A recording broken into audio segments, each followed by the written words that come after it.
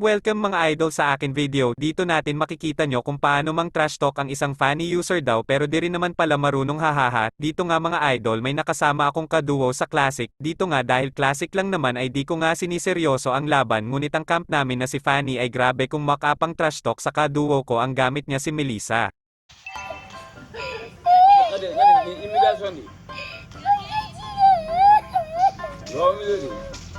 Dito nga mga idol humihin si Fanny ng backup sa red buff pero di ako pumunta dahil priority ko lang samahan ay ang marksman at syempre ka-duo ko yun ala nga pabayaan ko at doon nga nagsimula ng umiyak ang kampi namin na si Fanny nang dahil nga doon ay nagsimula na siyang mang trash talk. Hindi totoo yan. Bola lang yan. At dito nga makikita natin na panay-panay ang type ni Fanny, nakakasira talaga ng laro kapag may kakamp kang bida-bida, ang sarap batukan himbis na mag-concentrate sa laro at mag-focus ay inuuna pa ang magreklamo. Dito nga makikita nyo rin na puro sablay na ang hook ko, di na rin ako makafocus sa laro.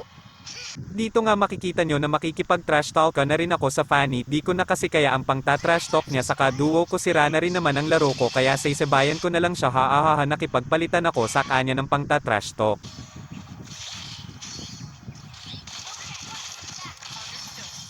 At sa wakas nga dito ay tumama na rin ang hook ko sa wakas, ngunit di ko napansin na may resback pala siya isang barangay kaya ayon namatay din ang duo ko may pabaon pang tipi sa muka at dito nga sinubukan ko pa rin def ngunit dahil isang barangay nga sila ay gaya ni Melissa namatay lang din ako sa huli.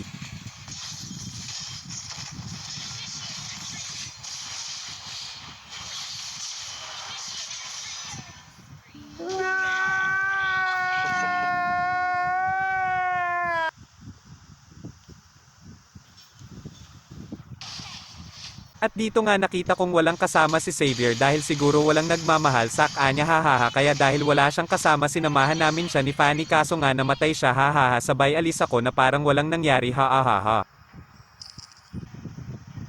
Dito dahil laging kita sa map ang kaduo ko kaya naman madali siyang ma-target ni Johnson na bangga siya ng bumubulusok na sasakyan ngunit wala naman lisensya hahaha namatay nga kaming dalawa dito at gaya ng dati pinabaunan na naman kami ng tipi sa muka hahaha mabuti na lang sa kabilang banda nakapag-push naman sa baba si XB ang hari ng brawl mode dahil hindi na umalis sa lane niya hahaha.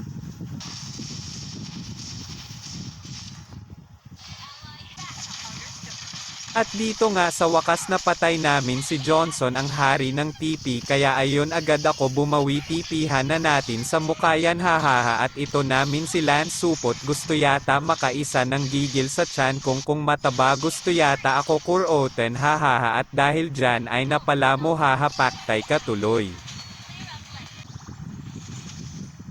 At dito nakita ko na naman naglalakad si Johnson ng parang wala sa sarili hahaha naglalakad lang naubusan yata ng gasolina ang loko kaya ayon nabigyan na naman namin sandali lang tipi muna sa muka ng malala hahaha.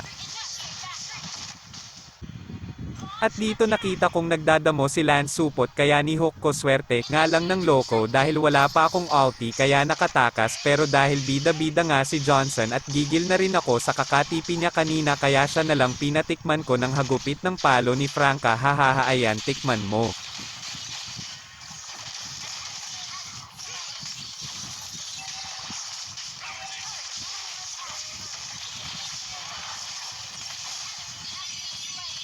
Dito nakita na naman ng Lolo Franco nyo na wala MG buhay ang hari ng TP kanina kaya agad-agad kung nilapitan yung nga lang na KS ng unanong si Chang at ayan may pa-emote pa hahaha. Pero dahil meron nga tayong toxic na iyaking camp kaya sa bandang huli talo pa rin tayo mga idol salamat sa pagnood nyo, salamat sana supportahan nyo ang munting bahay ko.